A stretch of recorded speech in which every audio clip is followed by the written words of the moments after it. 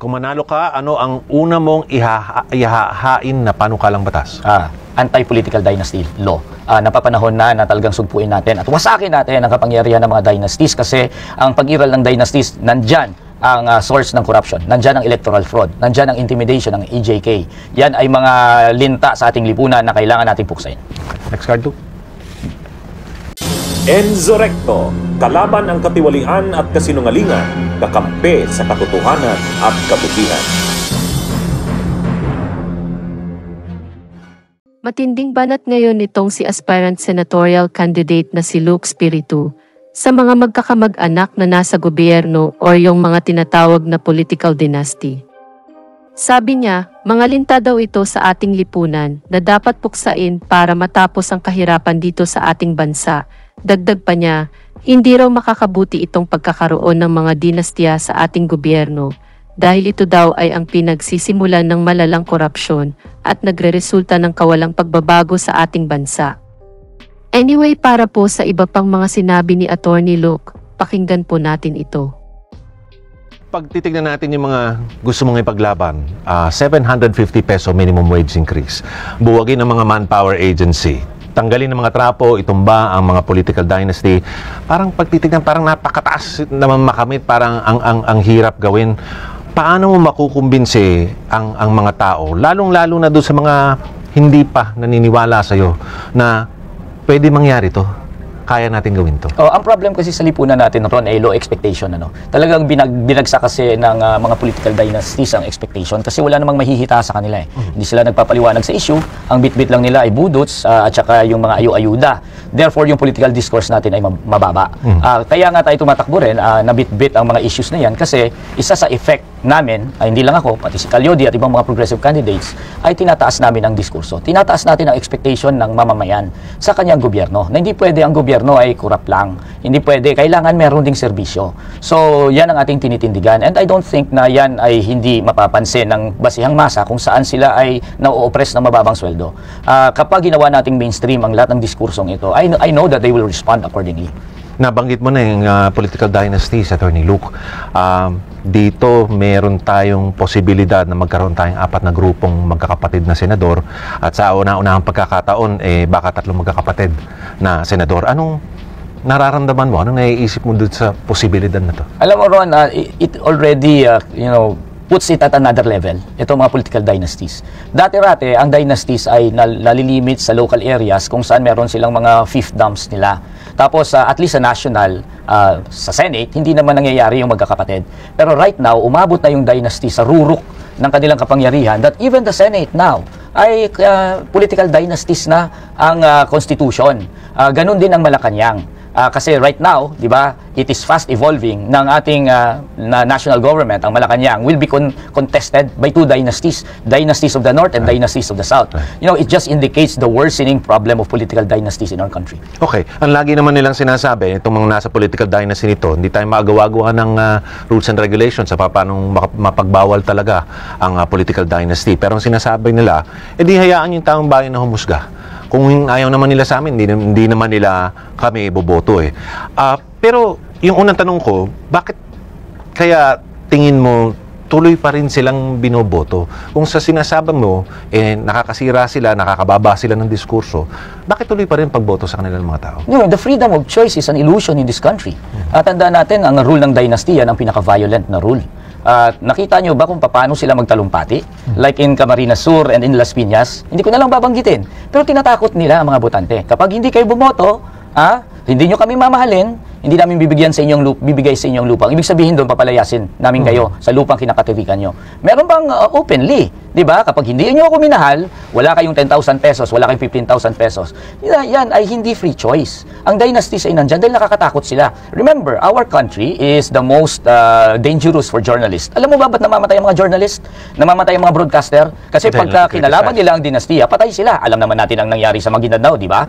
Kung paano na ang dynasty doon, inubos ang ilang mga reporters na sumama doon sa isang political candidate. So, it is not by free choice na namamayagpag ang dynasties. It is a combination allegation of bribery, vote buying, using government funds. Alam naman natin ang 2025 national budget. Budget yan para sa dinastiya, para dumami ang mga akap at saka mga discretionary funds na ipamumudbud during elections. It's a combination of our public funds being used by the dynasties to perpetrate themselves in power and force and intimidation. And not to mention, yung control nila sa ating mga spaces ng diskusyon.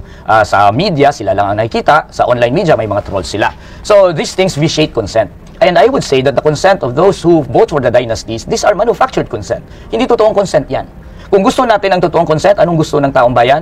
Alisin natin yung mga factor ng pera at makinarya. Tingnan lang natin kung talagang bubotohin sila ng taong bayan. Kung pala rin ka manalo, paano mo balak labanan ng mga political dynasties, lalong-lalo na ay yung mga makakasama mo sa Kongreso ay mga miyembro ng political dynasties? Well, we do know na walang anti-dynasty law dahil dynasties din sila, no?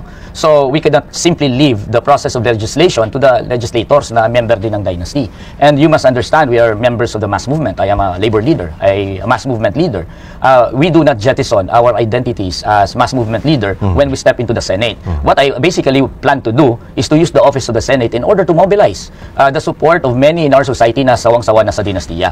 Become a senator na nagle-legislate through people power. Kailangan ng tao dito. Paano makukumbinsi yung taong kumampi sa'yo? Siyempre, ibang-iba na yun kapag may prestige, power at resources ng Senate. Siyempre, kung si Labor Leader Luke Espiritu lang magsasabing anti-dynasty, medyo handicap tayo dyan. Wala tayong power eh. Pero ang prestige ng Senate, imagine, ang office of the Senate, going to the schools, magpapaforum, magtatawag ng mga assemblies, and then discuss an anti-dynasty measure and get the support ng basihang sektor natin, ng mga kabataan natin, ng simbahan. Imagine what it can do. It could give them courage. Yes, dahil alam naman natin, medyo desperado ang masang Pilipino, pero kapag may power behind sa kanila, lalabas at lalabas ang kanilang kisig na ipaglaban ang nararapat. Usapang manggagawa naman, ito ni Luke, ano yung mga nakikita mong pumipigil para umunlad ang buhay ng mga manggagawa? Siyempre, medyo may specific na mga issues na kinakaharap ang manggagawa. Una na dyan ang starvation wages na meron tayo. Imaginein mo yung sweldo sa atin ay below the poverty threshold. And it doesn't matter kung saang region ka, even in the NCR. All 12 regions below the poverty threshold. So it is an anomaly. Imagine mo nagtatrabaho ka tapos below the poverty line ka pa rin. You don't have to be unemployed in this country. You don't have to be part of the informal sector to fall below the poverty line. Kung minsan mag-asawang nagtatrabaho na nga, nasa poverty line. Yes, below the poverty line. And of course, syempre kailangan din natin buwagin yung kontraktualisasyon kasi yung mga manpower agencies na yan ay mga walang silbi. Useless. They're just parasitic. Wala silang ambag sa ating ekonomiya. Hindi sila part ng production process. So kung tatanggalin natin yan, tinatanggal lang natin ang useless layer na yan sa ating bansa, ang ekonomiya na nakabase sa non-activity, di ba? Yung non-business, their business is really non-business. And we will free the workers para at least sa mga workers natin magkaroon ng security of tenure, magkaroon silang karapatan mag-union, at ma-negotiate nila ang kanilang sahod depende sa kita ng kumpanya. Merong mga tumatakbong legislation sa Senado, 100 peso increase. Sa House of Representatives naman, ang minumungkahin nila ay 200 pesos. Ang gusto mo 750, bakit ganun kalaki? Because we have to consider yung cost of living ng mga workers. Ibig sabihin, dapat ang workers, kapag nagtrabaho sila, ang pinakapayak, sinasabi natin pinakapayak, hindi luxury, hindi sobra. Pinakapayak na pangangailangan nila para mabuhay sila. Because the idea behind that is, para the next day, meron silang lakas para magtrabaho ulit. And ang cost of living natin ay 1,200 pesos minimum to 1,615 na base dyan sa estimate ni Secretary Pernia nung panahon.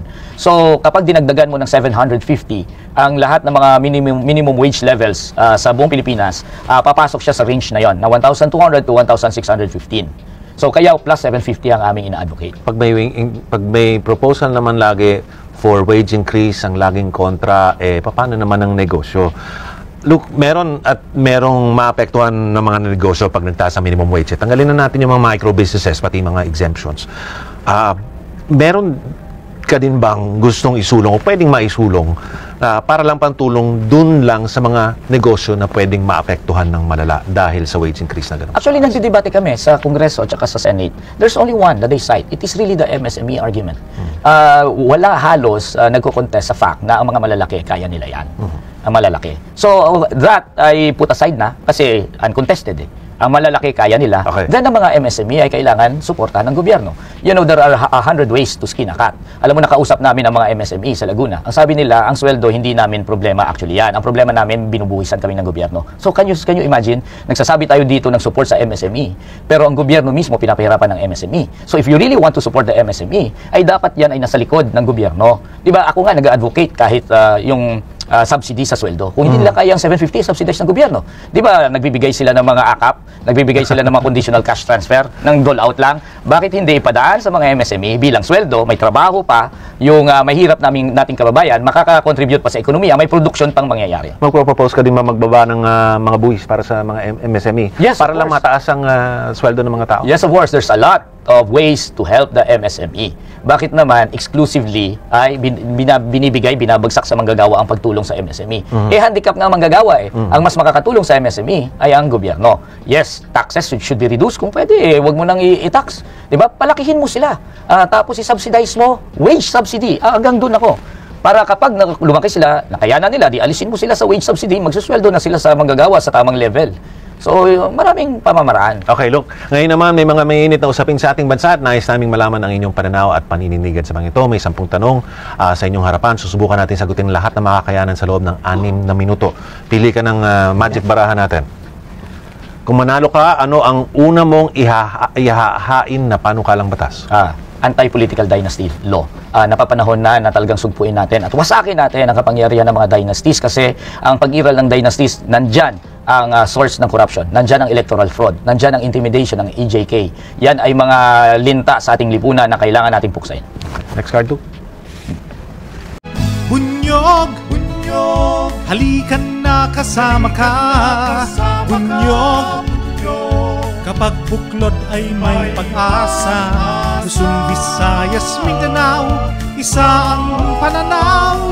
Sa bagong Pilipinas ang bunyog isisigaw. Bunyog, bunyog.